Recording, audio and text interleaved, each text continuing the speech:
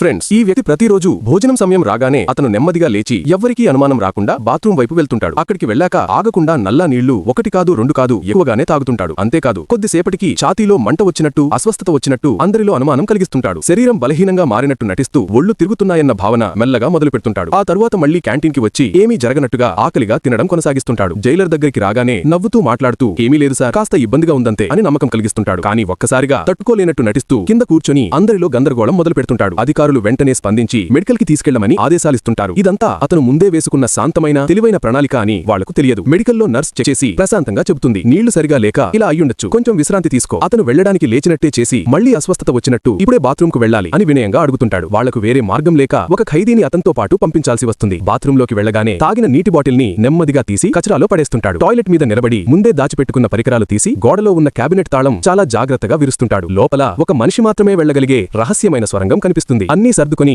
ఎవ్వరికీ అనుమానం రాకుండా క్యాబినెట్ ని మళ్లీ మూసేస్తుంటాడు. సొరంగం చివర స్టోర్ రూమ్ కి చేరుకుని ముందే సిద్ధంగా ఉన్న చెక్క పెట్టెలోకి తనను తాను దాచుకుంటాడు. వాహనం బయటకు వెళ్లాక పెట్రోల్ బంక్ దగ్గర నెమ్మదిగా దూకి బయటకు వస్తుంటాడు. అక్కడ ఎదురుగా ఇంజన్ ఆన్ చేసి నీలిరంగు స్పోర్ట్స్ కార్ వేచి చూస్తుంటుంది. అతను కారులోకి ఎక్కి వేగంగా అక్కడి నుంచి వెళ్లిపోతుంటాడు. ఇలా ఆలోచనతో ఓర్పుతో అతను జైలు నుంచి తప్పించుకుంటాడు.